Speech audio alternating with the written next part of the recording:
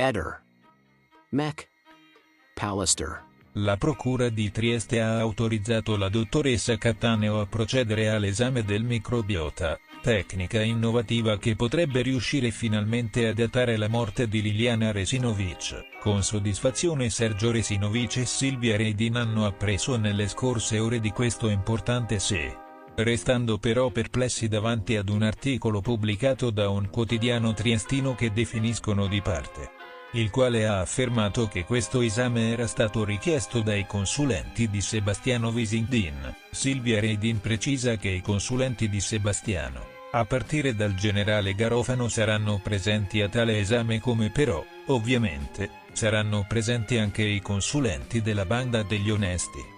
In questo esame le parti avranno lo stesso peso, perché la richiesta dell'utilizzo della tecnica del microbiota nasce dalla dottoressa Cattaneo, che è incaricata dalla procura e non da una specifica parte. Ricordiamo a chi lo avesse dimenticato che il generale di quarto grado ha sempre visto negativamente ogni azione medico-legale svolta sul corpo di Liliana, spiegando che a suo avviso è chiaro si tratti di suicidio e che i nuovi esami non potranno spostare con nuove informazioni le convinzioni acquisite. Ehi, non dimenticare di iscriverti a questo canale.